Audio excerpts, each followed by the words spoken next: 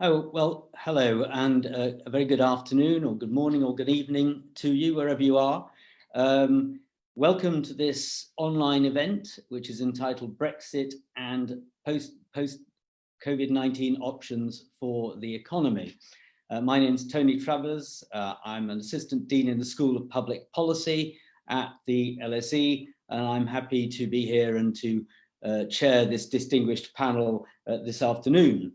Very briefly on them, our speakers are Professor Sir Tim Besley, who's School Professor of Economics and Political Science and Sir Arthur Lewis Professor of Development Economics at the LSE, Wolfgang Münchau, who is Director of Euro-Intelligence and Business Research and columnist for the Financial Times, and Vicky Pryce, Chief Economic Advisor for the Centre for Economic and Business Reform and former joint head of the UK Government Economic Service. The Twitter handle for this event is #LSE COVID-19. The event is being recorded, so if you are going to make a comment later on, be aware of that. And we hope it will be made available as a podcast. When we get to the Q&A part of the afternoon, and there will be opportunities to put questions, please use the Q&A feature at the bottom of your screen. Questions will be submitted to me and I will pose them on your behalf, and it would be ideal if you wish to, if you could leave me with or give me your name and affiliation. Now, before I invite our three speakers to make their introductions, I just want to say 2 or 3 words about this subject myself. We will all be aware that once upon a time, not so long ago, Brexit dominated all our discussions day in and day out, to the point that people used to joke about, I can't read, watch, whatever it is anymore about Brexit. And we thought that that would be our lived experience for some time to come. But lo and behold, along came an even more dramatic intervention, not just in Britain and Europe's lives, but the whole world, through a global pandemic, something the like of which, frankly, none of us have seen, and with luck we will not see again in our lifetimes. And of course, each of these, one's an event, one's sort of global crisis, will have economic effects on the United Kingdom, on Europe, and indeed on the world, and on trade between countries around the world, not only including the UK and the EU. So there's an uncertain economic and political environment now surrounding the way Brexit turns out. That's been true since the referendum was kicked off, really, and certainly since the result in 2016. But now we've got the overlapping issue of how the world and UK and European countries deal with the fallout, the economic, political and cultural fallout from COVID-19. And of course, that again spreads right around the world. So that's really the backdrop to today's event. We're going to hear from Vicky first, then Wolfgang, and then Tim. So Vicky, over to you. Time to unmute.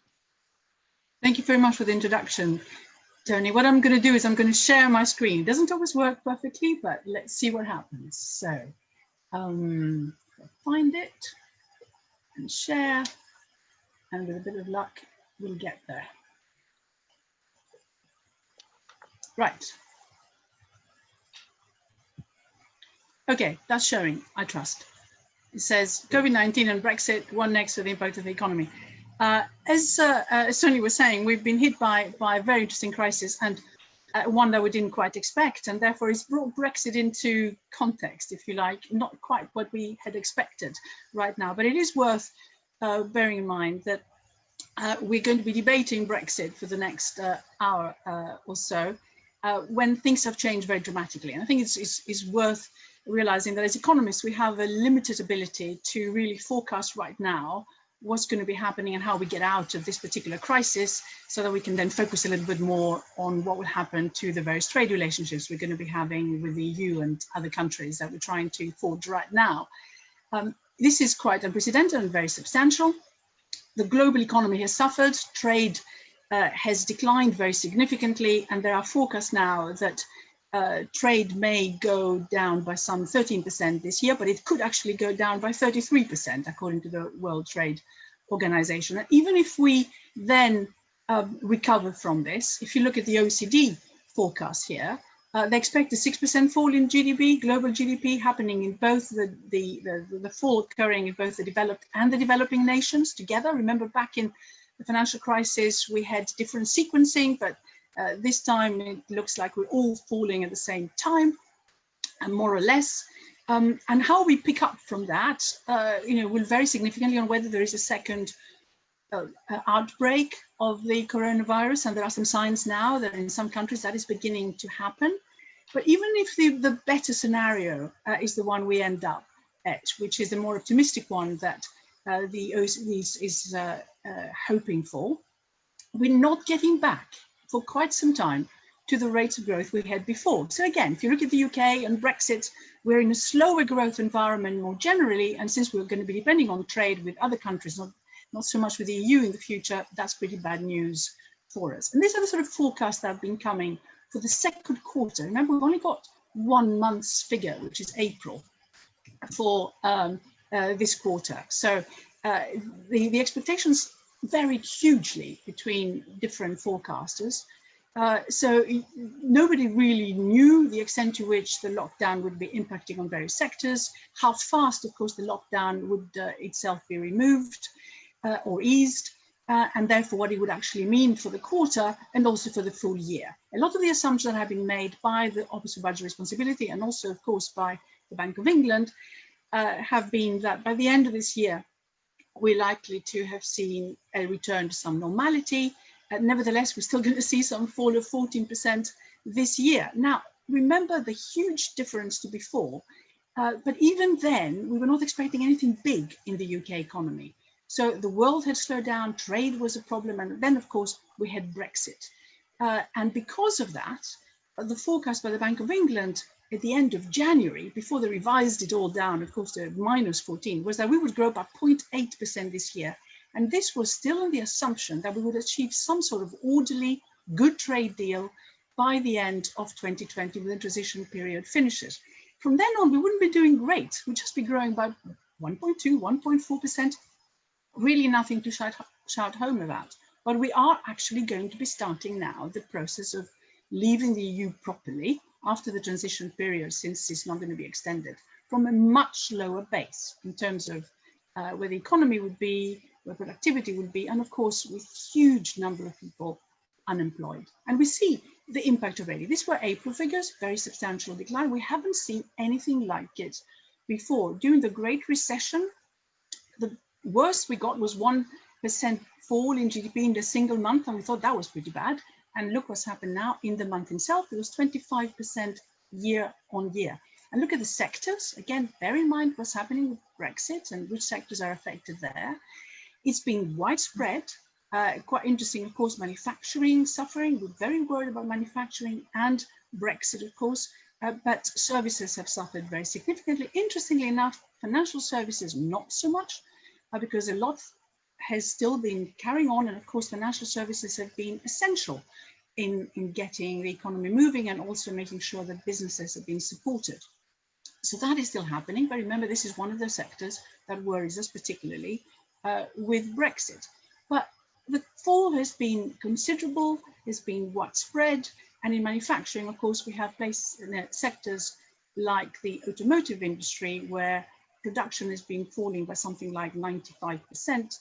And where I think, if I remember correctly, in April, we produced just 197 cars, possibly, whereas the previous year we had produced 70,000. So serious issue, where do we go from here? And you can see the impact that there's already been, loads and loads of redundancies, of course, and loads of people on the furlough scheme. Again, many of the COVID job losses will be added to those that we're going to see in sectors are going to be affected by Brexit if the forecasts about the impact of Brexit, of course, end up being correct.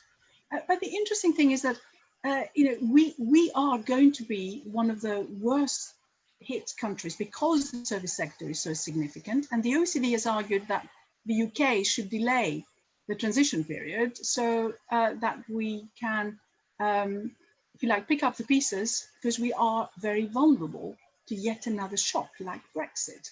And as you can see here, the UK is expected to be the worst hit of the developed nations in 2020. And the problem is, of course, that is likely to be a short-term impact. Maybe we'll recover, still with lots of problems underneath to solve. But the problem of Brexit is much more long-term. We're going to be affected by its impact for many years to come. And these are the expectations put together by the government departments and put together also with data that the Bank of England had and so on. So the general expectation is that if we have no deal at the end of this transition period, we'll see a very substantial, almost 10% fall in GDP, and will be 10% below where we would have been otherwise over 15 years. It will be a lot less if we have a free trade agreement. As we know, it doesn't actually cover the financial sector or services in general. So basically quite negative. Now, what does this mean? Places like car manufacturers and sectors like car manufacturers are going to be worried significantly about this, in addition to the collapse in trade that we have seen in cars anyway because of the trade disputes that have been taking place, the diesel scandals and so on. This is the amount of in and out traffic that takes place in terms of components coming in, cars going out. So this is a sector which is undoubtedly going to be significantly impacted by Brexit, and is already impacted, of course, by everything else that's going on right now. So it's a serious question, really, which is debated politically too. Do we need to still worry about this? Is Brexit dwarfed by the current crisis? Is the impact that I just shown, which is likely to be long-term? I've no idea whether my screen has disappeared or not. Apologies, Vicky, this is LSE Events. We are just having an issue with your slides. Could you please share your screen again? It's only showing one slide. I have shared the screen. Is that okay? Yeah, right but now? we've seen one slide only, Vicky. Meaning? We've seen the slide on the impact on sectors, but others I think we haven't seen, well, I haven't seen. Okay, so new share. I'm trying to share again. Is it sharing now? Only, try again, only the one slide on sectoral impacts, I'm afraid. Okay. Do you want to try once more, Vicky? And if not, I can share them from here. Okay. I will perhaps go back to that one. And how is that? That's good. It. If you share from there on, I think we've missed a fair number, I'm afraid. Oh, I'm so sorry. Whether you were talking round the one slide. Okay. So I'll go back up. And what I was showing you before was the impact that the COVID-19 has already had on various sectors, with reductions in jobs and also lots of people being furloughed, and the question is what's going to happen to them all. My point was that a number of the sectors will be added to in terms of their impact, the negative impact by Brexit. This was a slide of the OECD, which showed that the UK economy is likely to suffer the worst damage. And he had argued that we should just perhaps delay Brexit, but of course that's not happening. I had shown this automotive slide, at least I tried to show this automotive slide, which showed the number of moves between the UK and EU in particular, but also more generally in the car industry. And of course that is going to be very severely affected by Brexit. And I think I was getting to this one, which was basically saying, should we still worry about Brexit? Is it going to be dwarfed by the current crisis, given the very substantial decline that we're going to be having in GDP and problems that we're going to be dealing with? And I think, perhaps, but there are still going to be very significant costs. And I think a lot will depend on what sort of agreement there may be by the end of this year between the UK and the EU in terms of tariffs and quotas. We may end up with zero tariffs, but there's still going to be extra form filling and extra cost of compliance and checks. And that's why I showed the previous slide, which was this one, which shows the ins and outs of the components and products of the sector and how extra cost there might be if you have to have many more checks after that. But then there are the sectors.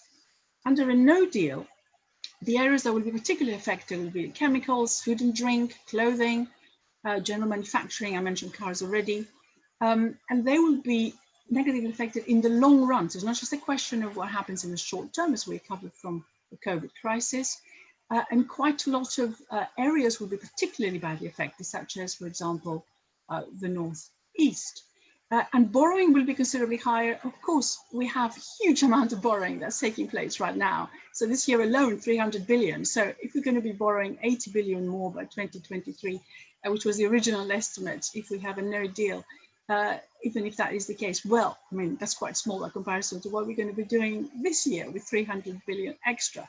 But of course, the expectation has been that by 2023, we probably will have returned to something quite normal in terms of our deficit to GDP ratio, and our debt will be growing, of course, but at a diminishing rate. Well, that's going to add to it quite considerably. And that has impacts on what you do with any other commitments you may have. Overseas aid, I mentioned here, of course, we've now combined the two departments of DFID and or combining them, and FCO, and there are concerns about how much of that money committed will in fact be spent there. Who knows? We're going to need some of that money perhaps for other things, and the cost of Brexit will be limiting some of the finance available under any agreement that we may have under Brexit. And then, of course, we have the financial sector and services more generally. They will suffer from non-tariff barriers. I showed before that the financial sector was doing okay, even though, of course, banks have set aside huge amounts of money to deal with bad debts that might occur as a result of businesses needing to be kept going, and lots of guarantees from the government on that. And then, of course, there is a longer term issue, which is productivity.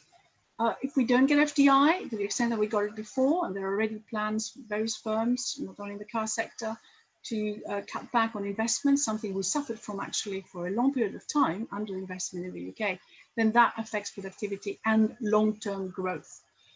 So the problem is that Brexit sectors, if you like, in Brexit problems will simply reinforce all the other problems that we already have with COVID. And although Brexit is short-term, those other impacts are long-term. And on trade, we're trying to do now agreements with Australia and New Zealand. We know that they're insignificant as a percentage of the overall trade, but the truth is that the loss of trade with the EU is not going to be made up by any improvements as we move from, let's say, WTO rules with other countries, the BRICS, first of all, into any FTA agreements we may have, or even if we move with Australia and New Zealand to have free trade agreements, we lose out very significantly, as you can see in services and in goods, if we move away from the single market to WTO rules with the EU, and if we move from a single market to an FTA. So those are there and they stay with us. And this is a reminder that although obviously having an agreement with the US will matter hugely, it's the EU that is very important for us. As you can see in the top 10, Australia and New Zealand don't matter at all. So finally, there are issues about regions. We're worried about regions now because of COVID, quite seriously, because the impact has been disproportionate. What we found is that London has been able to carry on reducing, if you like. There's loads of service sector companies here. People have been able to a greater extent than others to continue to work from home. And where salaries are greater, what you find is that the higher the salaries, the easier it is to work from home. And those who have lost their jobs have tended to be at the lower end of the pay scale, and that has happened across many regions, a lot less in London. And the impact of Brexit itself will reinforce this. As you can see, the impact under different scenarios, EEA membership, FTA, no deal, and WTO, basically no deal, WTO, are significantly harsher in the rest of the UK than is the case in London and the South East. So the inequalities and the levelling up that this government hopes to do are going to become very hard to remedy under a Brexit scenario. So where are we now? We know that the June negotiations were very inconclusive. There are negotiations which will be intensified in July, particularly, but we've now decided, of course, not to extend. It's possible that there will be some agreements in November, by November. So in other words, it can all continue to be discussed over a longer period. Now we know that there isn't going to be an extension of the transition period, but there are still huge areas there which cause a lot of uncertainty for firms. So my general view is that if we have a thin deal that may be agreed by the end of this year, this still leaves huge areas that will still need to be negotiated. And frankly, in terms of the EU really wanting to give any sort of positive deal to the UK that might be beneficial, I mean, the truth is that they have their own recovery issues, huge amounts of money that they're putting into the economy. They want to get everyone agreeing to raise the budget contributions, to borrow for this recovery fund, and looking at completely different ways of pushing their economy, which will have lots of impacts on us. They complete this capital markets union, reinforcing the banking union, a different way in which they might be levying taxes in the future, what they will do with the competition regime, the green economy, of course, itself, which they're trying to push, and where will we be with all that? So I don't think we can really forget Brexit. Companies are not ready yet for an end of the transition period. All the polling suggests that they're just not prepared, and it will be an extra cost that may just push a number of firms over the edge. So I'll end here with a rather pessimistic note. Okay, thank you, Vicky. I'm sure we'll never forget Brexit, but thank you very much for that. We've got I think we saw your slides in the end. I want to go straight to Wolfgang now. The floor is yours. Well, thank you very much, and thank you for the invitation. It's my first online conference, so this is new for me too. I don't have any slides, so it should be technically a little easier. Now, I've been writing columns in the Financial Times for a very long time, a lot about making very, very pessimistic forecasts about the global economy and about Europe in particular. Strangely, I'm not as pessimistic now both on Brexit and on the COVID aftermath as I would say the majority of commentators. We've seen on COVID, we've seen some surprising data. We don't know. I mean, every outcome is still in our grasp, and it could be a very negative long-term outcome. I don't want to deny the possibility. But we've seen a rebound in the US labor market, a very fast rebound in US retail sales, a surprising result from Spain. We've seen a pickup in employment there, an official employment. Now, these are not definitive indicators. And I would not go as far as to say that this would naturally produce an economic upturn and a V-shaped recovery. We may not be in a V-shaped recovery in a straight V, but it is quite possible. And I've seen forecasts, the first ones that are actually saying we are back to the same level of GDP by the end of the year. Now, I'm not quite that optimistic, but I would assume that this is a V-shaped or a there's sort of the Nike logo, which is a slight distorted V. But it's something we cannot rule out. What situations like these, and Brexit as well, what they do is they disrupt existing trade, existing relationships. What we don't know, and this is the difficulty in these discussions, is what new stuff will it generate? The Brexit outcome in particular, COVID is in that sense harder to manage. We have to do the right thing, and by and large, we're doing the right thing. Central banks are supporting the credit markets. We have huge fiscal programs to support consumers, to support employees, to support companies. Unlike during the global financial crisis, during the Eurozone crisis, we are doing mostly the right thing. When we quibble about small things. Should the Bank of England cut interest rates by another decimal point, or should they add 100 billion or 50 billion to the asset purchasing programs? But on the whole, our disagreements are not fundamental. So with Brexit, it's different. The impact of Brexit I believe, is completely unforecastable because it depends almost entirely on policy. And I think a lot of the projections we are seeing are backward looking. They're looking at existing trade patterns, at existing products, at existing technologies, but there is change on all of them, and the changes on all of them are themselves interacting. And let me try to explain on some of the factors that will determine the result of Brexit. The first one is going to be the deal. Now, the deal will matter. I'm relatively optimistic that there will be a deal. It won't be a big deal. It won't be the same as the EU membership, but it will reduce the worst of the disruption. The reason why I believe there is a deal is precisely because the transition period is over. That was an absolute dissent. The EU is not negotiating. We saw this during the Brexit talks when there was this possibility of an extension. There was a permanent gridlock of everybody trying to wait until the other side moves, and the UK Parliament didn't accept this, and then it went back to the negotiations. And in the end, there was no conclusive agreement. We have a very short period of time now, 4 months, from the 29th of June, when the next round of negotiation starts, until end of October, which is the realistic deadline. So that's 4 months of negotiations. And so we know what the framework of those negotiations is. A deal can be made in those. The shortage, the constraint is not the time. The constraint is now just a political agreement. And I don't think the EU or the UK have the appetite for an artificial disruption of trade that would come in as a result of those quotas. But it will be a minimal deal. It will not be a deal that will encompass services. It will certainly not encompass financial services. It may encompass things like the recognition of degrees and professional qualifications. There may be some transitional arrangements for some services. There may be something on airlines.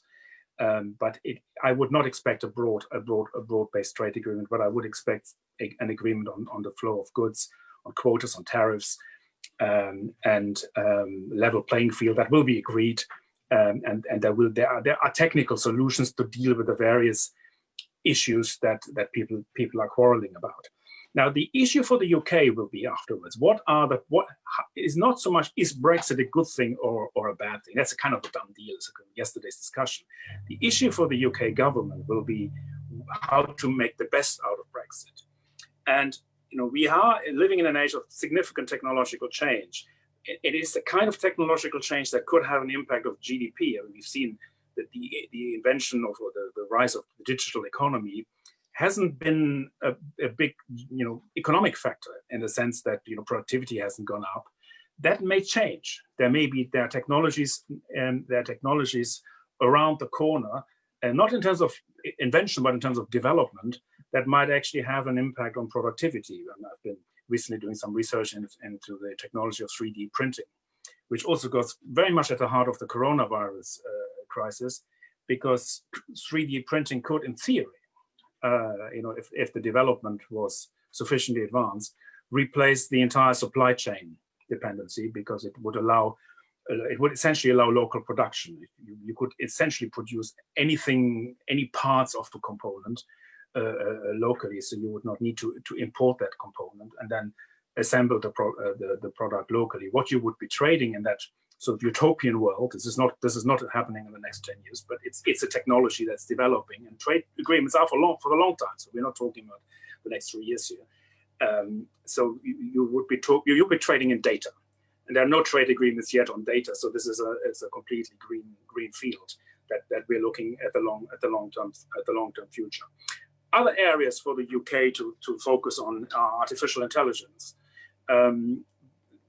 Brexit offers an opportunity here, because AI, the EU hasn't gone anywhere in AI, partly also because of regulation. The EU has high standard data protection laws. These laws were driven by concerns from consumers, mainly, that their data are being abused, perfectly legitimate concerns. And this was one of the areas where the European Commission, which is normally, normally more producer-friendly than consumer-friendly, it's been a long history. The consumer, as a group, has gained weight over the period of time. But originally, the EU was a producers' cartel. But the data protection laws are entirely driven by the public. If the UK were to deviate from those and build a new artificial intelligence industry, it could do so faster than the EU. We hear complaints from EU companies. Now the car companies want to get big in on the issue, because a very large chunk of AI research happens in the automotive area for understandable reasons. Self-driving cars, again, being sort of a utopian final product that could use artificial intelligence technologies, but it would require a sharing of data of a magnitude that is simply not possible under current regulation. The UK could simply have a head start here. The UK could use its exit from the EU by using, the EU state aid regime does not encourage big shifts. The UK has not been a great subsidizer of firms. In the various league tables of state aid, the UK ranks towards the bottom. Germany much higher, some other countries much higher than Germany even. So the UK would normally not have a problem with the state aid regime, whether in or outside the EU, but it could use state aid more in a way to encourage the shift of industries. I mean, one of the criticisms I always had about the UK's previous business model, it was too reliant on finance. It didn't have enough, it had some pockets of innovation, but it didn't, the de-industrializations that has taken place wasn't an entirely healthy development, not the fact of it, but the extent of it. And the Brexit offers an opportunity to change. And just as COVID offers opportunity to change people and changing their business model. I mean, we are holding conferences on Zoom here, and we will probably continue to do that even when that lockdown is over.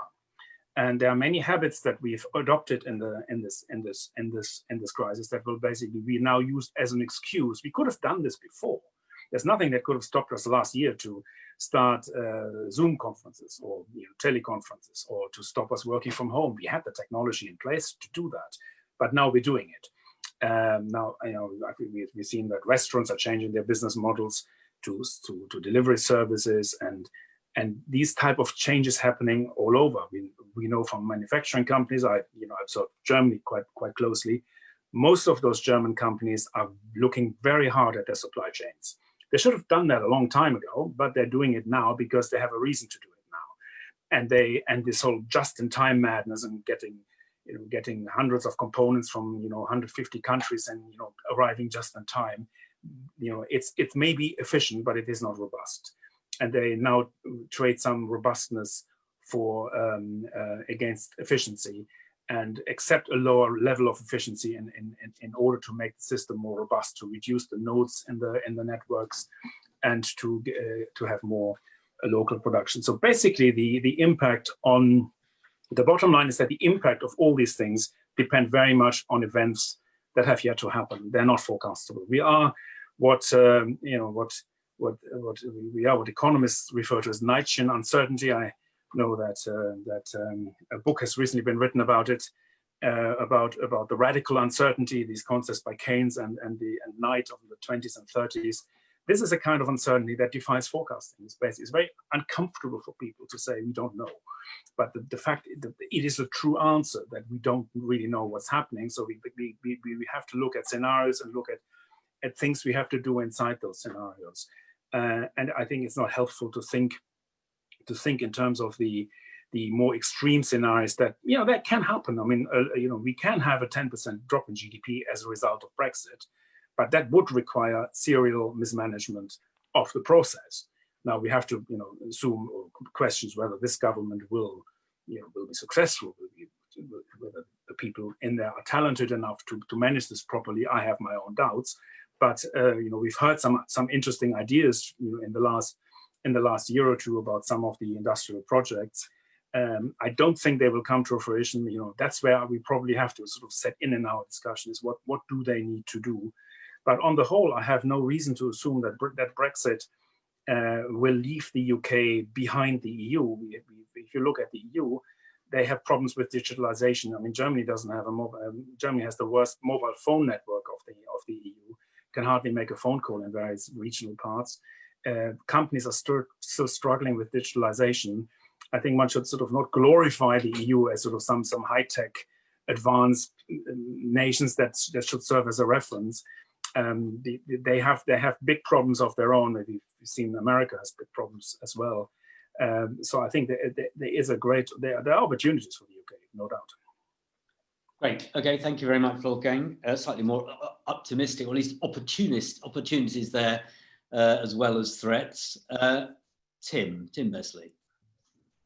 Some slides, very good. You seeing them? We are, yes, and this time I will say if they don't appear for the rest of the day. Looking good so far, thanks. Okay, well, thank you very much, Tony, and thanks to the previous presenters and for the invitation to be here. I'm going to just do a little bit of sort of how did we get to where we are now, because I think it makes us realize how distinctive or not the situation we're in really is. And I'm going to begin with 200 years of UK growth very, very quickly, and then start from the position that the UK still remains one of the less productive G7 economies and what we can do about that. And we were already debating that prior to Brexit, COVID, and all the rest, but I'll come back to that in a moment. The 4 periods of growth that I want you to just be reminded of is, first of all, the long history, the Industrial Revolution through to the mid-19th century, from which psychologically Britain has never quite recovered, because of course for a while it was the world leader and has never accepted that from the period from the mid-19th century onwards to something around 1980. Of course, it's very politically charged whether we make the date 1979 or not, but I'm going to say circa 1980 was a period of relative decline, which of course generated a huge amount of debate about what it was that was driving the UK's incapacity to stay up with other leading economies in the world. Then we saw some period of resurgence, basically between around 1980 and the global financial crisis. And then we've had this period, which we've already had more than 10 years of the post-global financial crisis economy. And so just quickly showing you some pictures to illustrate this. This is just to show you the UK is the solid black line. This comes from the LSE Growth Commission that we did actually even pre-Brexit to talk about some of these long-run issues. The UK, as I said, by 1870 was the world's leading economy. It was overtaken by the US by 1950, by Germany and France by 1979, but by 2007 had regained some of its position relative to all 3 of those economies.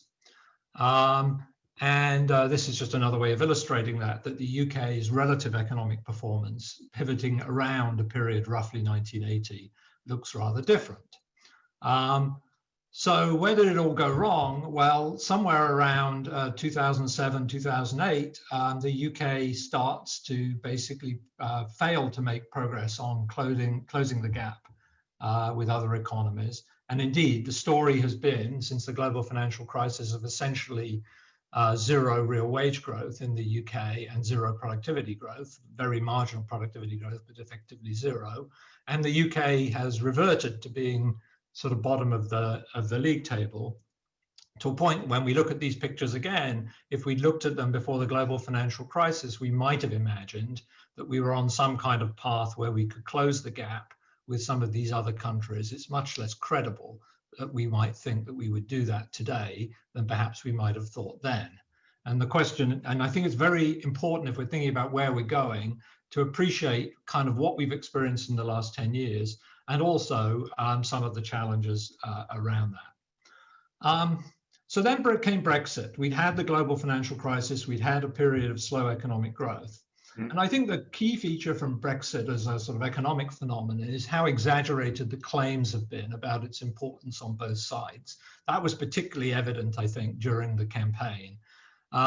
The one thing you shouldn't forget is that the EU is fundamentally a protectionist club. Namely, it doesn't protectionist among its members, but it certainly is. And the UK is about to move from being a beneficiary of that protectionism, if you think there is a benefit to being inside, to a victim. And I think that's more or less inevitable. And I'll mention that in a moment. But the thing we shouldn't forget either is that in all the period we were members of the EU, the UK made many of its most important policy decisions by itself. It did not rely on the EU to make most of the pivotal decisions that were distinctive in the period I described between about 1980 and 2008, when the UK was performing pretty well. It was not the EU that was a drag on that. These were domestically sourced policies. And to an extent, the UK has pursued a distinctive economic model, which for a while looked pretty successful. And if you'd frozen the picture, as we did actually when we did our first LSE Growth Commission just after the global financial crisis, we would probably have concluded that the issues around Brexit were rather orthogonal to the main deficiencies of the UK economy. What have been the problems? Why has the UK not done as well as we'd hoped? There are issues around investment in skills, investment in infrastructure, supporting private investment. The UK has always been to the bottom of the league table in private investment, and regional disparities, which are more a product of these things than a contributor towards them. And so when you look at that list, and if you think those are the fundamental failings of the UK economy, the kinds of things that Brexit can either help with or hinder do not directly play into those. Of course, it can make things worse, and I would accept that wholly, but they were not the principal deficiencies of poor UK economic performance, had everything to do with policies that the government itself could choose, not policies that were exported from the EU.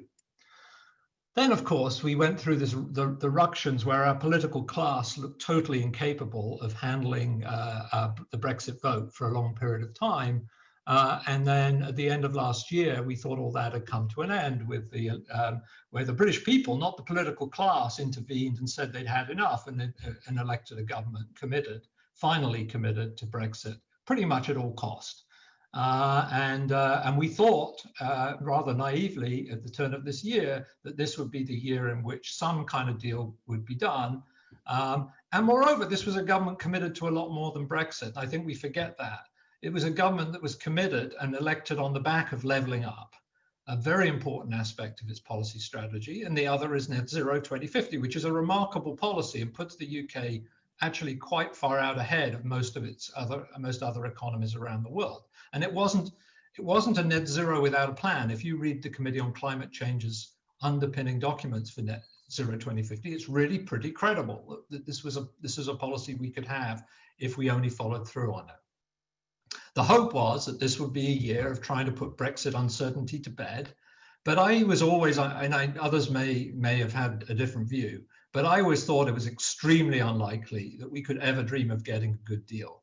Partly because of the asymmetry of gains and losses. We have far more to lose than we have to gain compared to the remainder of the EU. But more importantly than not, the EU has to give us a bad deal to head off the prospects of future exit. And this is the fundamental political constraint on the UK ever being offered a decent exit deal from the EU. And that's not changed, and it won't change. And we have to recognize that that's the price of Brexit.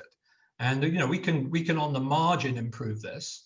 And I think I more or less agree with Wolfgang about what he said about where we'll end up. But it was always going to be on the margin.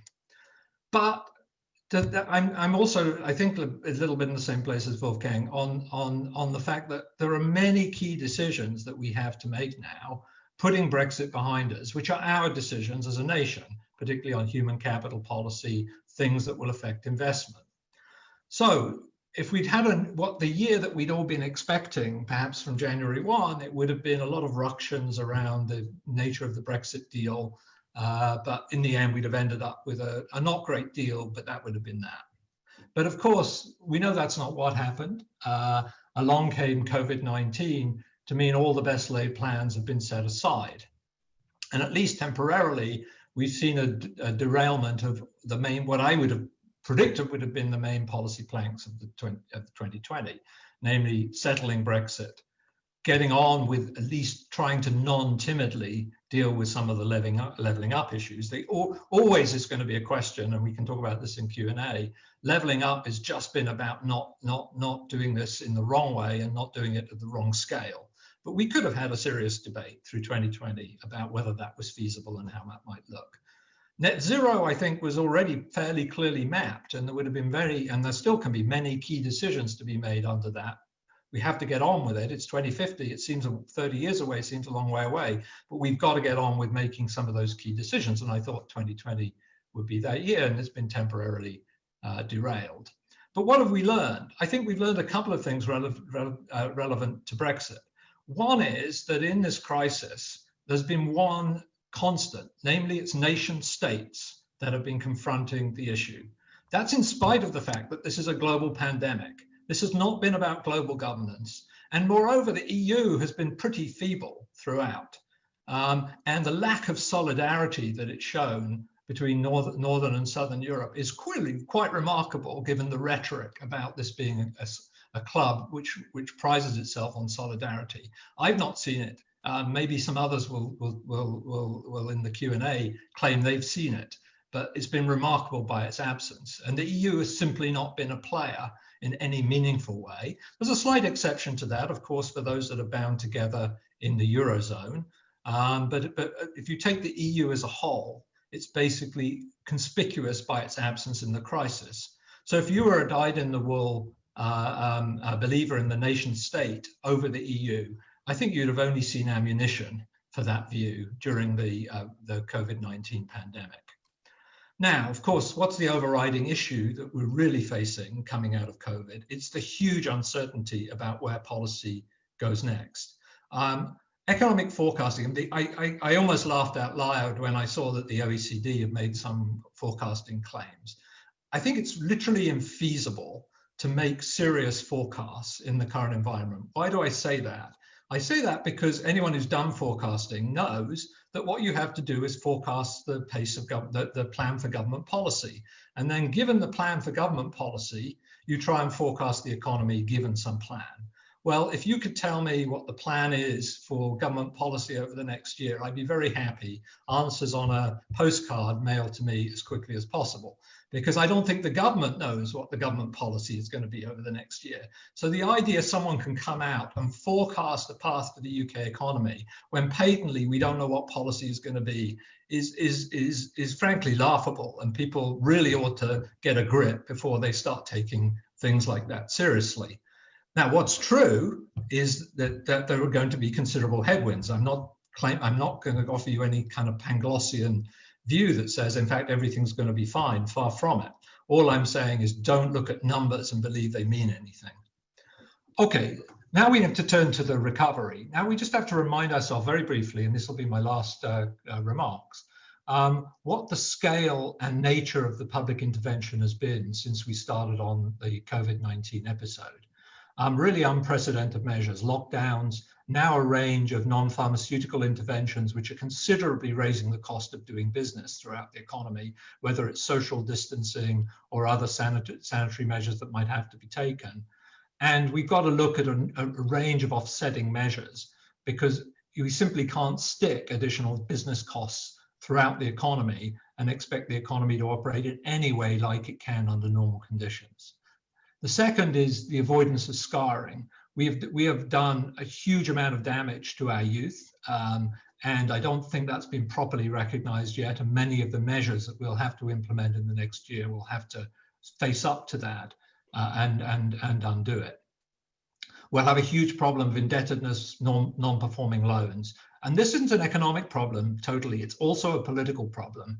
If you look at the non-performing loans problem after the global financial crisis, even 7 years out, and these were mainly easy to deal with, relatively speaking, because they were mostly debts incurred associated with the banking system, we have still not worked them out over a period of time. And that's because the politics is so difficult.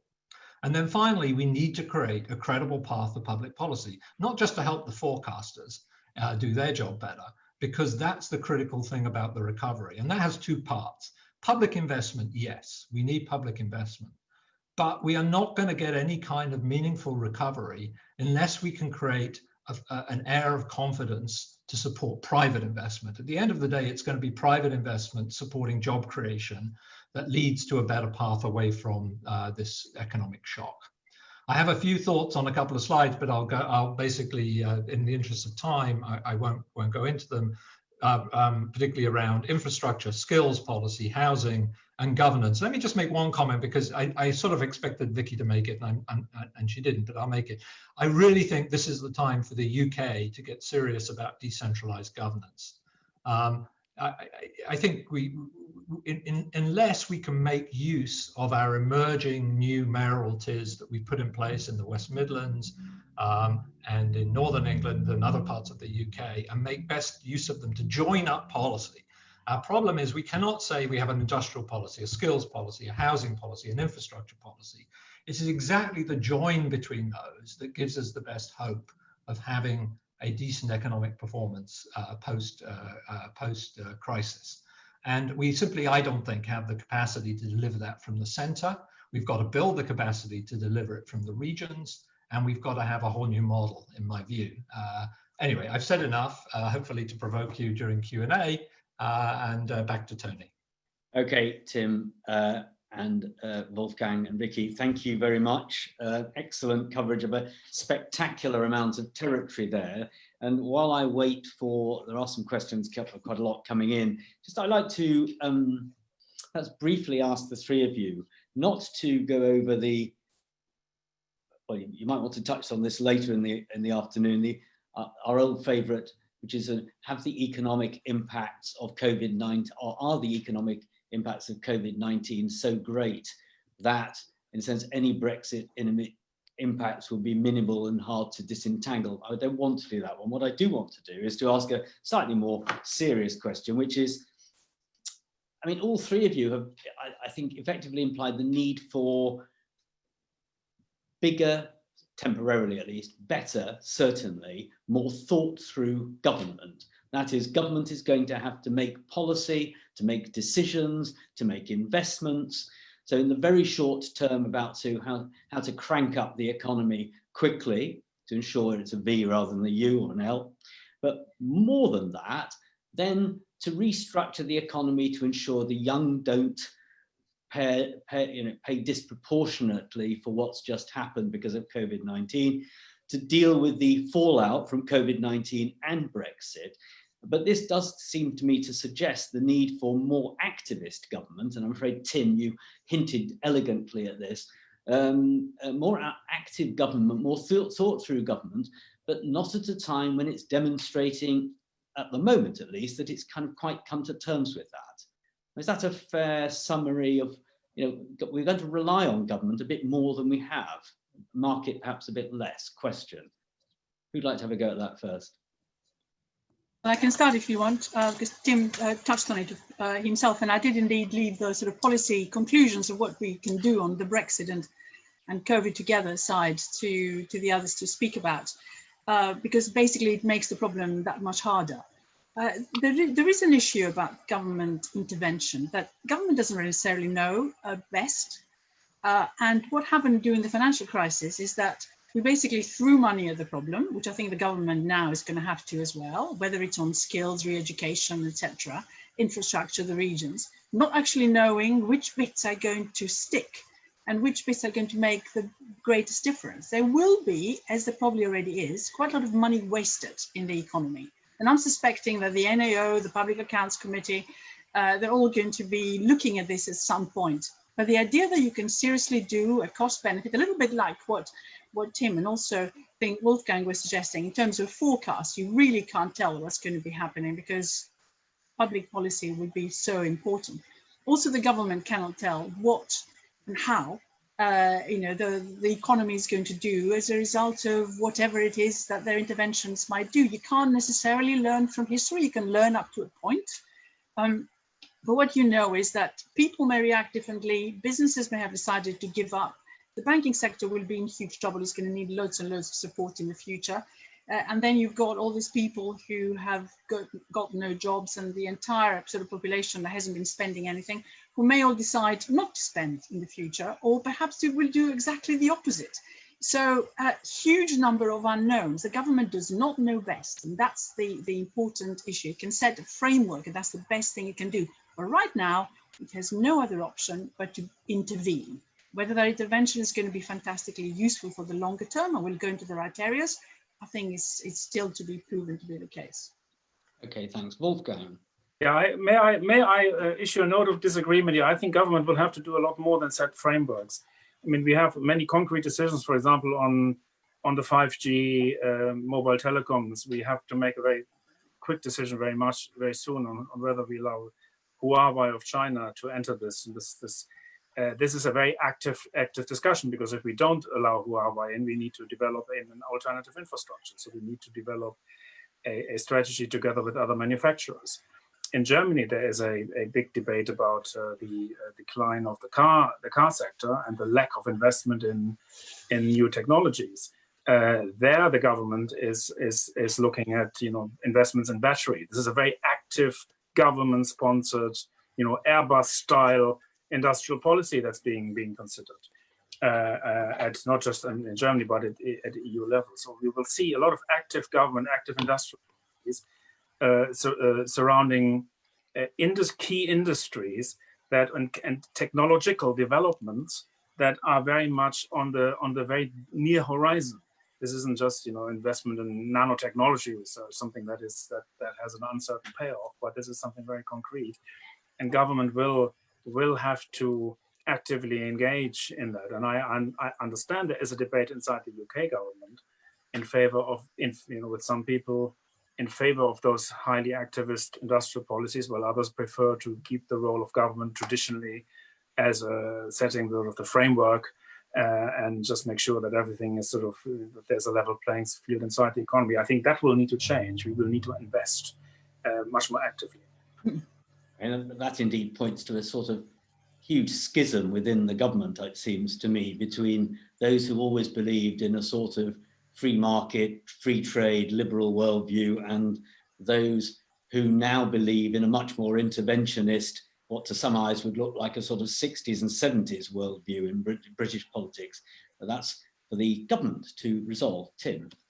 Yeah, so I have a particular take on this and government intervention in general. There's a sort of tired old debate that quantifies government intervention by some measure of the size of tax take or expenditure in GDP. The way, I think that's just it's proven to be a kind of fruitless and pointless way of characterizing things. At the end of the day, we have to decide what state capacities we want and then how we use those state capacities to support different aspects of government intervention. I think we could be, and so the sense in which I answer yes to your question, Tony, is that I think there's an opportunity to build new forms of state capacity coming out of this crisis that we badly need. A good example would be a national investment bank. So that Germany has had KfW for many years. I've been a long time admirer of KfW and what you can achieve. Britain has always said, well, we have one of the best financial sectors in the world. We don't need a bank like that. I just think that's plain wrong. We're going to lose access to the EIB almost certainly. So this is an era, I think, in which we might be building state capacities and institutions that could have good long-run value for the UK.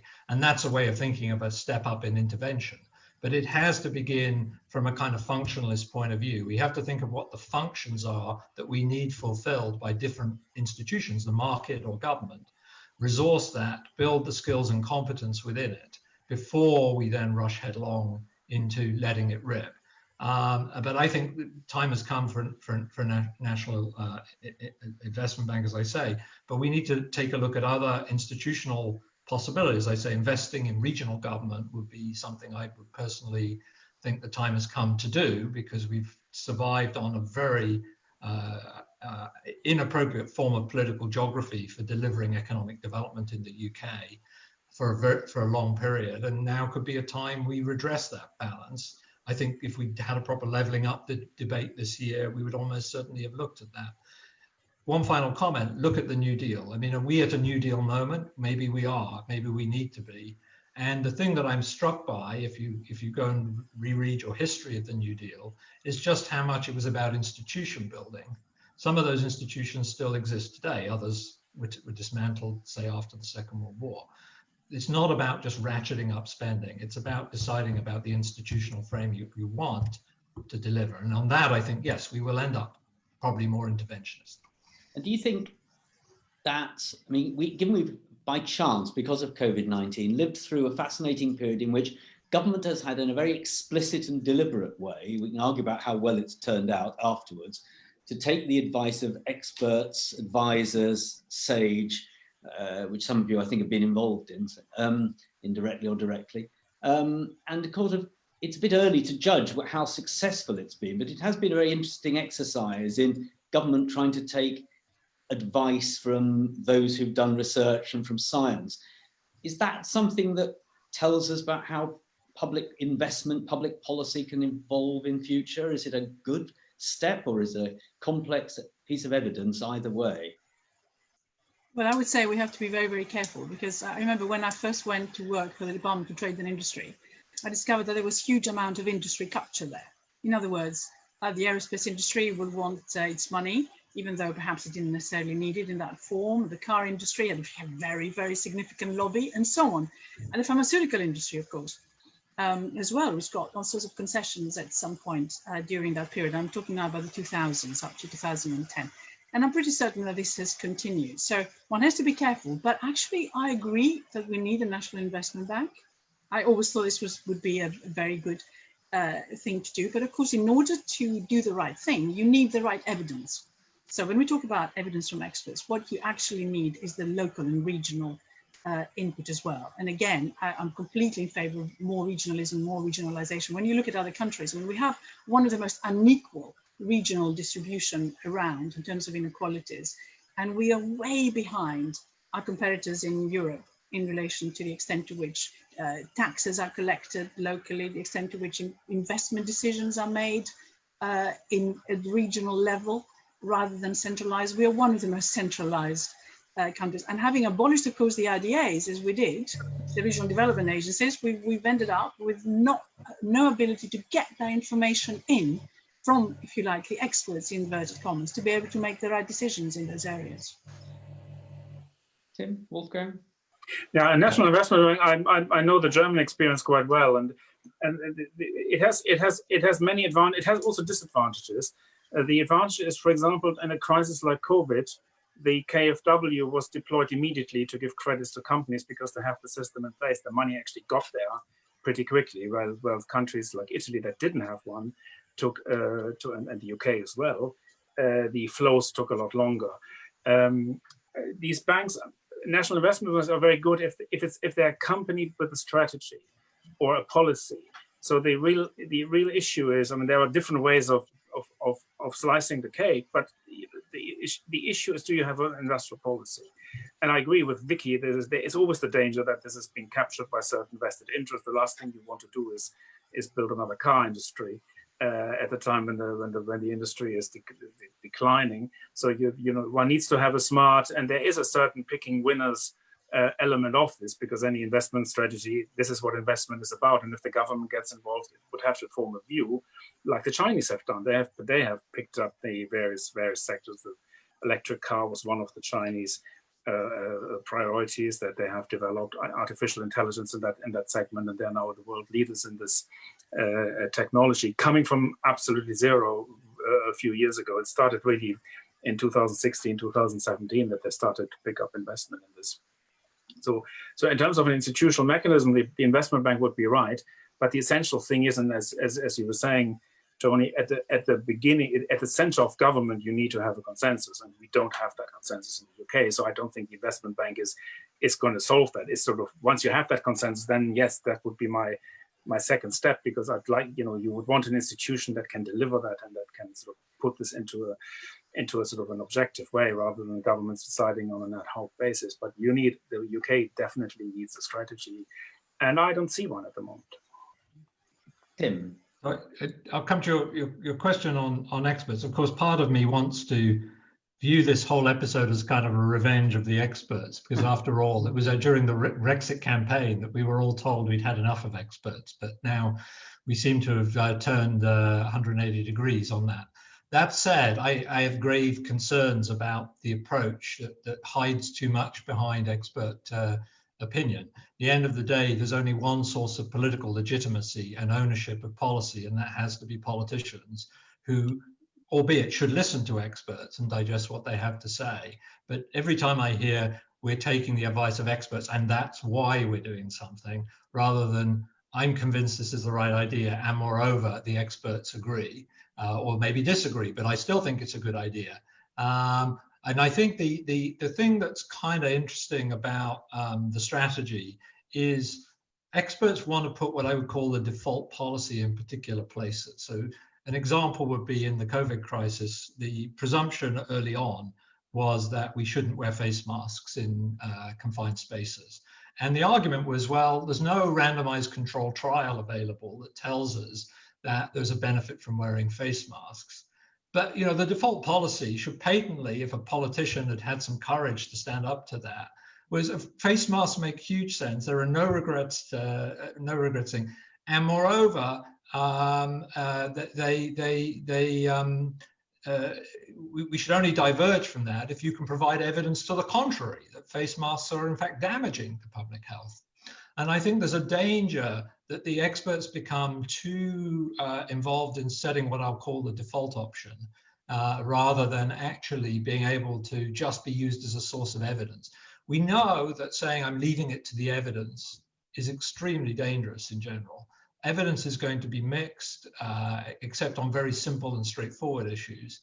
And the answer is somebody has to weigh that up. Someone has to make the trade-offs and then own that trade-off. And at the end of the day, that's the politicians. That's what we vote them in to do. Great. Okay, now I'm going to go to questions coming in from around the world, from men and women around the world. And I'm going to start with Maud Fisher from London. Something that's indirectly come up already this afternoon, but not quite, for all the speakers. So try and keep it short and sharp so I can get as many in as possible. Do you think it's likely that austerity will be used to tackle an imbalanced fiscal budget in the near future, and how effective do you think this will be? So is the government going to go back to some stuff in the Financial Times this morning about, going back, perhaps Rishi Sunak will consider spending cuts, but are we going to go back to austerity as a way of getting the budget deficit down again, Tim? No, in a word, we're not going to go back there. We're in a very different place than where we were in the global financial crisis. We can debate whether it was a good idea then. I happen to be more on the hawkish end, but really about institutions rather than the actual pace of austerity. I was keen that we set up an Office of Budget Responsibility. We did that, and we should use them. And right now, any reasonable use of that institution, I'm sure, without wanting to prejudge what my esteemed colleagues on the OBR are saying, is it's going to make not much sense at all to have a period of austerity until we've put this firmly behind us.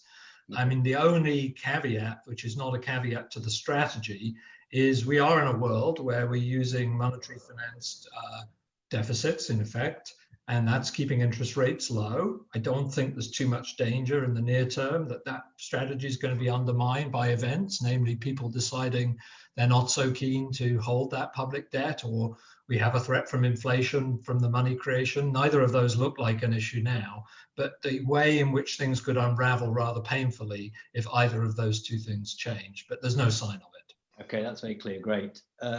Wolfgang. Yeah, just briefly, I agree. I don't think there will be austerity, but obviously there are discretionary fiscal measures that will expire. And so we will not keep up that same level of spending that we now have. Very good. Vicky, short and sharp. I would just say that we've been talking about levelling up and regional inequalities and so on, and infrastructure spending that was supposed to be happening, HS2 and things like that. What we do know is that we won't be able to cut spending in areas such as the National Health Service. The councils, local councils, are already screaming that they're not getting enough cash. And in fact, they had huge cutbacks before. They're going to have some replenishment there, social care and so on. So, and we may even see VAT reductions in the short term. So basically, the deficit and the debt will be going up quite significantly in the short term. What I worry about in relation to the longer term levelling up agenda and regionalism is that is the reminder of what happened at the time of the last financial crisis. Not that we may have quite the same type of austerity, although you never know, but it's just that it is capital spending. That's the easiest thing to cut. You just don't do it. Even though we're talking about shovel-ready infrastructure projects, there will be things that were planned or would have been planned later on in the Parliament that can easily just get cut when the economy starts recovering and we think we can actually do something about that fiscal position. And that's the worry. In other words, that we'll end up with all these inequalities that will emerge as a result of COVID, add to this Brexit, and we won't be able to sort them out because we will be focusing on how to get back to a position where at least we'll still be able to carry on borrowing from financial markets without interest rates going up against us. Okay, very good. Now I'm going to take two questions here. They're linked. One from Keith Raffan, an old friend of LSE events. In view of Vicky Pryce's first slide indicating the devastating impact on the Northeast, showing the increase in inequality, how does the government even begin to level up now? And then from Gillian Dare, who's a former diplomat, are we likely to get the level of intervention in the economy and infrastructure as indicated by the speaker, with a political party in government who are ideologically opposed to government engagement and investment? Also, what role should local and regional governments play in this? Tim touched on that. Can we restructure our political government structure to deliver this? It's got quite a wide-ranging, but they are linked questions, really. So, and I think I'm right in saying that the Centre for Cities and others have shown that some of the economic impacts of COVID-19 might also reinforce the existing regional inequalities. So, Tim, Vicky, you both mentioned this. I'm not saying Wolfgang didn't, but which of you? Tim, what do you think about this? Yeah, so I mean, the issue for a very long time, in my view, has been not to imagine things done at scale. We have thought that marginal interventions could generate large returns. So I don't actually subscribe to the view that the current government is ideologically opposed to investing in the economy. Indeed, if you look at all the discussion that had taken place, both leading up to the election campaign and I think in the period before COVID set in, there was every evidence that I saw there was readiness to rethink the kind of system we had in place for supporting regional economies. Whether that would have happened, we'll never know. But I think that the big fight, if you like, that we would have been on for was whether that there would have been sufficient ambition. Because and that's not just ambition at the level of resources, but ambition at the level of governance. And I come back to what I've said now, probably the third time I said, and apologies for that unless you have ambition in terms of reforming the governance institutions with the resource to match that ambition, I can't see how you can deliver any kind of outcome of the kind we would need, for example, in the Northeast or anywhere else, to make a severe dent in this. So the only issue is, will that ambition be dented by COVID, given now that we're facing a more difficult situation? Well, as you pointed out just then, Tony, if anything, we think the traditionally disadvantaged or less prosperous regions of the UK hit even harder. So in some ways, it should go the opposite way. It should be precisely there that we're focusing resource. And presumably a greater need ever than before for significantly investing and thinking through further education and all the, I think we all fondly believe are done better in Germany, getting people, or being able to retrain people quickly or more effectively for a new economy as it emerges. Yes. Yeah, and just I don't want to monopolize, but just one thing on that. I think the critical thing is also recognizing that such a policy has to be regionalized to work well, because we have different priorities for skills formation in different parts of the country. So look at the West Midlands, you have a particular industrial need there. And so working with FE to deliver the skills appropriate to the West Midlands will probably look different than other parts. So that's precisely where we will not get that right unless we have regionally targeted strategies. Great. Vicky. Well, it will require loads of extra money. FE has been mentioned, which had received huge cuts during the austerity period and is still struggling, and yet it can play such a significant part in terms of leveling out, if you like, the differences that exist at present in terms of educational achievements. But it's quite interesting when we start by looking at where the various regions are, not just in terms of the differences in wealth, which are huge between the north and the south. So wealth, I think in London, the southeast is something like 5 times as high as it is on average for the rest of the country that exists, and that's quite an issue. It is also the differences that exist in productivity. We think of some parts of the UK as highly productive because of the car sector and others, but actually productivity is highest in London and the southeast. The differences are huge between London, the southeast and the rest. And what we find, just linking that to your education question, is that the places that are able, because the structure is there, because the industry is there, because of the education's there. I don't quite know how it gets developed. The regions that manage to keep their graduates, so which is a sort of sign of the skill level in the area, are the ones that are higher in terms of productivity than others that don't. So there's a direct correlation between the two.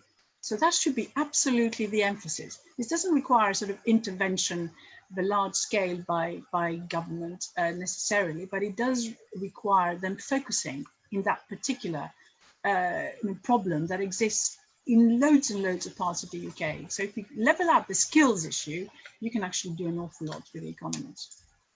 Okay, I mean, there's another question come in from Kumar Devedasan about what industries should be focused on in different parts of the country to level up. I mean, can I target that at you, spring it on you, Wolfgang? Have you any sense of how a government could effectively, invest in industry from part of the country to part of the country? In industrial development banks probably are the answer. Such a thing is an answer to this, but any clues? This is very difficult, especially if you want to combine the sectoral and the regional together. Because if you wanted, say, towards high-tech industries, you would probably cluster it around the high-tech universities more than putting this then into a region that needs development. So that won't work. So I think that one has to separate regional development and sort of the high-tech innovation clusters. These are two separate. If you want to make this a success, that's what one needs to do. The regional development is going to be very difficult, and I'm not that optimistic that it will be possible for the government from a political perspective. They want to obviously increase investment in the north. There's things they can do through transportation, but we've already seen this with the high-speed train debate, how difficult it is and how many complex issues there are involved, that even a high-speed train is not the answer. This is how France did this. France used high-speed train networks, but France also has a very good network of local transport. So it would require significant transportation, and not just getting there from London, but also getting there between the various nodes. That has generally been underestimated, getting east-west links and all sorts of local transportation, making transport cheap. That's another issue. So this is a huge deal. I'm not very optimistic on that front. I think they have a chance on the sectoral side, but the regional side, I think this will be more difficult for the UK.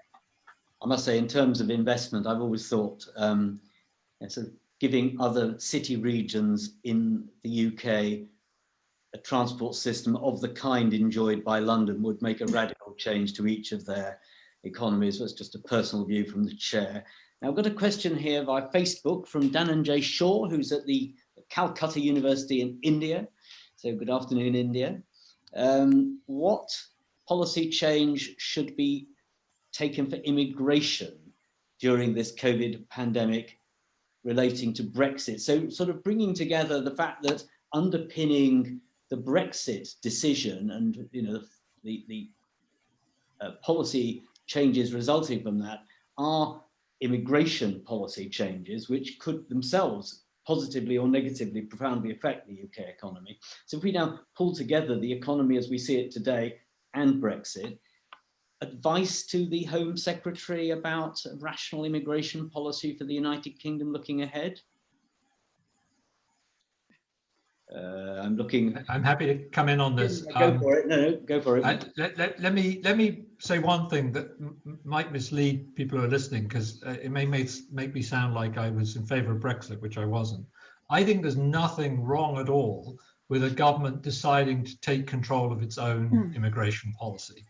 And you can be a huge success. Look at Canada, Australia, the US. There is nothing about controlling your own immigration policy and a lack of economic success, nor does it say anything particular about your view about the position of your country in the world.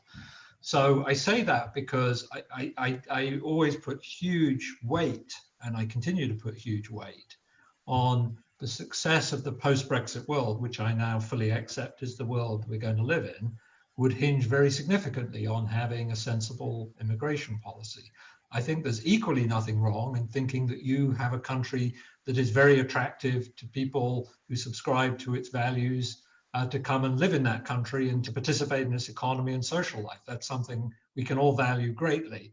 So when it comes to immigration policy, I'm right on the liberal end, without believing that we should necessarily go to open borders.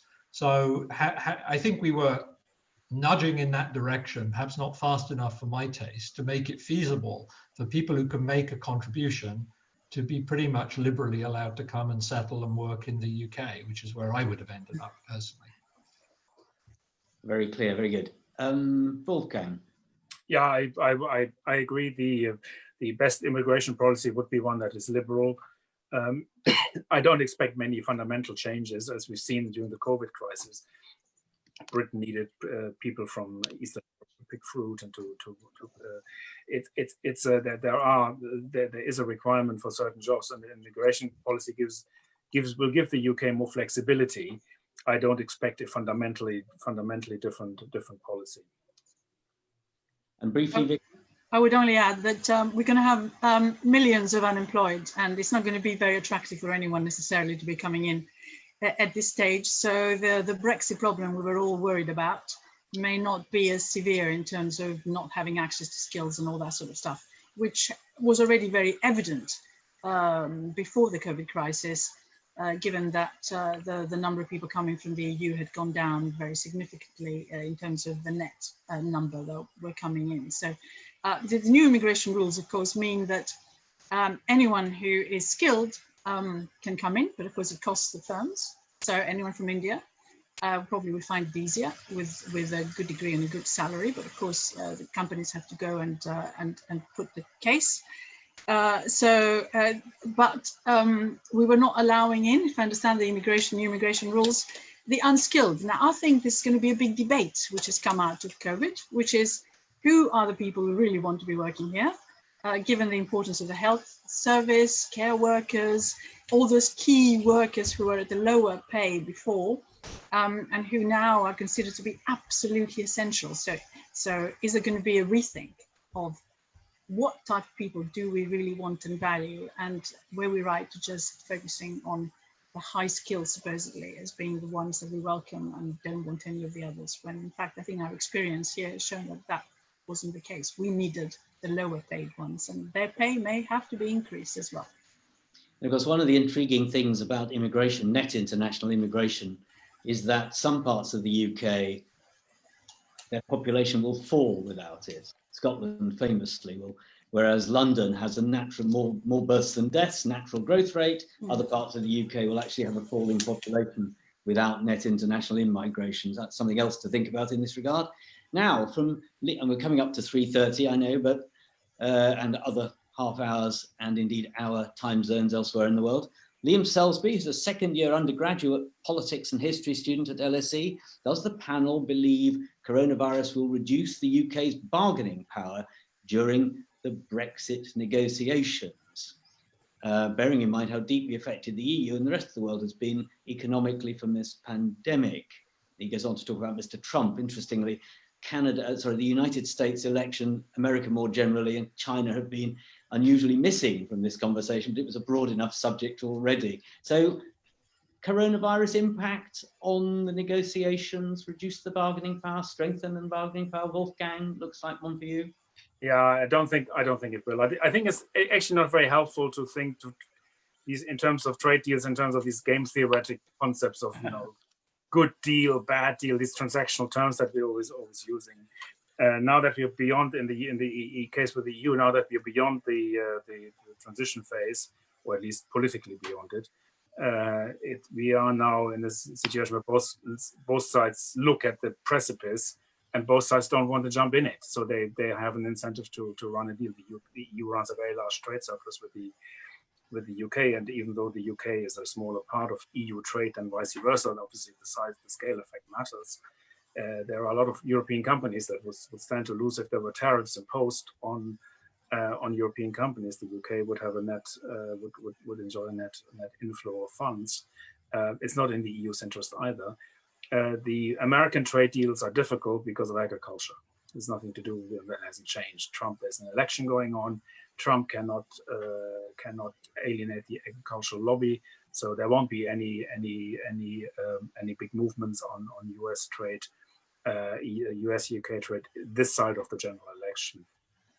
So, and in the next year, things will be different again. Congress is ultimately the force in the United States that will constrain the trade liberalization extent. So I think COVID is not a big factor. It won't accelerate, nor will it stop trade talks. Okay, and I'm going to miss the other two out on this occasion because I want to get one more question in before 3:30, which is a question via Facebook from Niti in Singapore.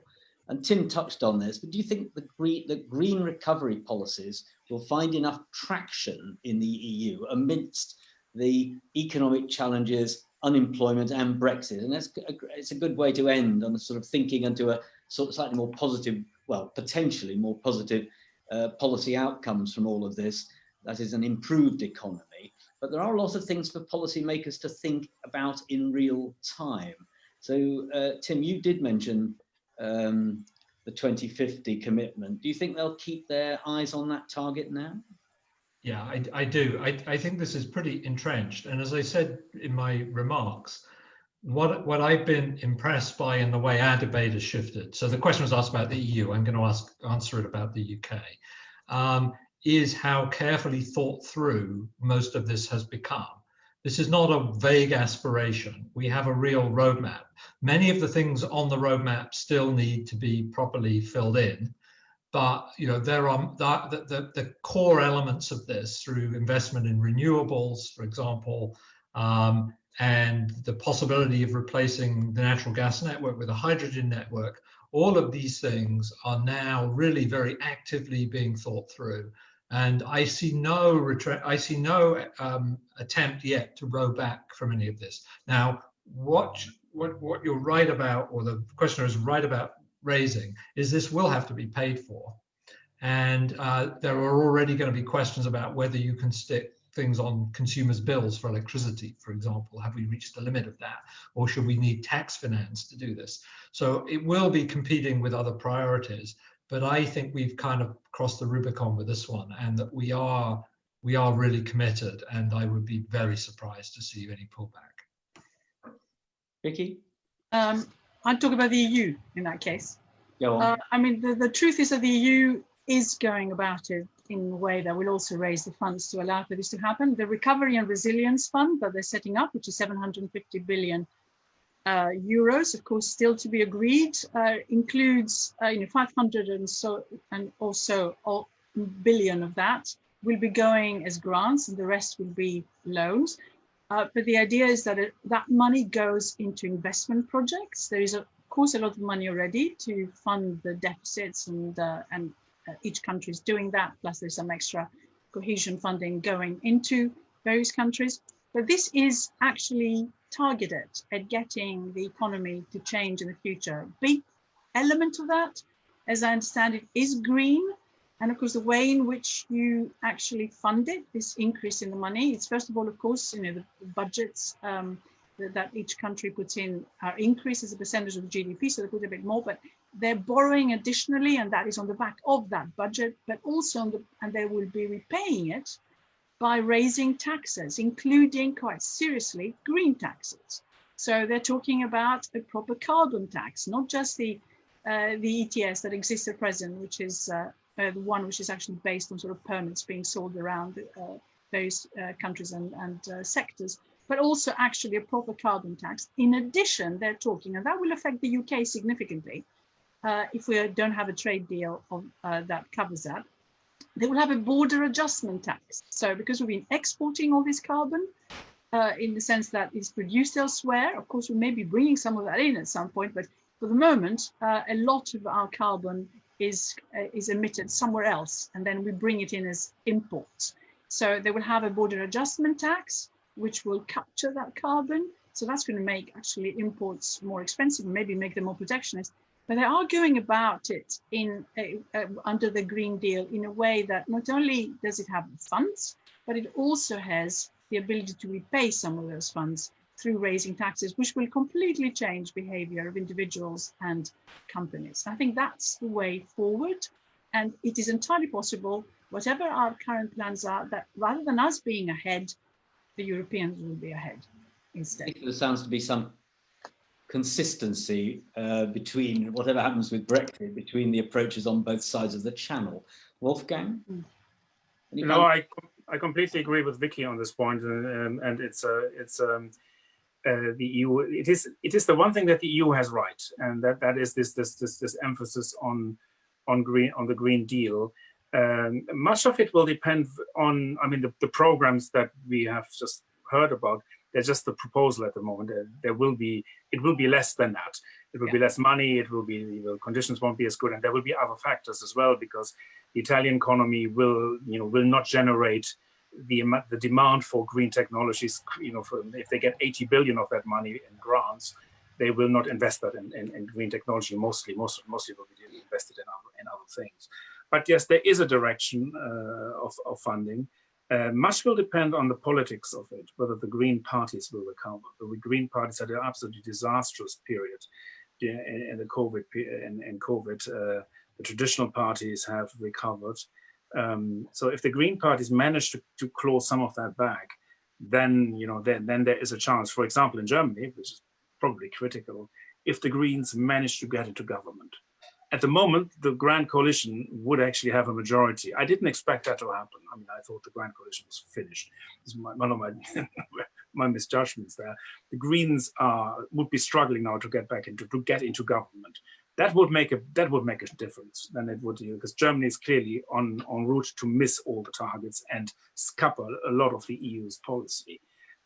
So that is something to watch out for.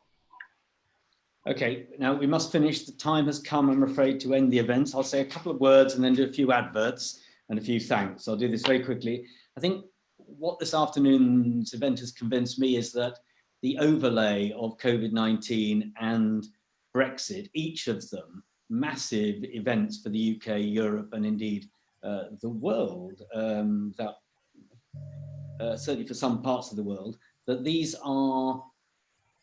they're going to continue to preoccupy us, and their consequences will be discussed for years to come. I think that's pretty clear. They overlay economic policy, industrial policy, wider impacts of government on the electorate. And in fact, they require governments, I think, to rethink quite profoundly how governments approach policy and the public. And that's probably no bad thing. They're required to do that. In the UK, we are on our own. The UK is on its own now. It can make its own decisions, good or bad, and including whether or not further or to some degree to decentralize, to allow a more sensitive policy making in different parts of the UK as part of an effort to rebalance the economy. A number of other old favourites have come up. We didn't really pursue as much as we should. The UK's long-term productivity question, or medium-term one. I, for one, would have liked to have asked whether somehow out of all of this, productivity might suddenly improve for some reasons we then don't understand, but that's for another event on another day. That's all. I think that my final thing we couldn't talk about, which intrigues me personally, is the impact of COVID-19 on cities, but that may again be for another event on another day. So I'd like to thank Vicky, Wolfgang, Tim for their brilliant expositions and contributions this afternoon. Also like to thank Rosie Hines, who's sort of been behind the screen, keeping us with all the questions coming in from all around the world, and thank you from all around the world and from the UK and from London with your questions. There's a nice set of adverts in the chat thread, if you're not watching it, for other LSE events, including one on the UK reaching another of these deadlines on the 30th of June. That's one coming up, chaired by my colleague Kelvin Featherstone, who I should have said that the European Institute, the School of Public Policy behind these events. So thank you to the European Institute as well. And so lots of adverts of things to come from LSE events. Thank you to the events team. And I'd just like to thank my three speakers. Once again, look forward to seeing you or hearing you or indirectly chatting with you on the chat function all over the world. And from everybody at the LSE, and indeed doubtless others here involved, not at the LSE this afternoon, thank you very much and goodbye.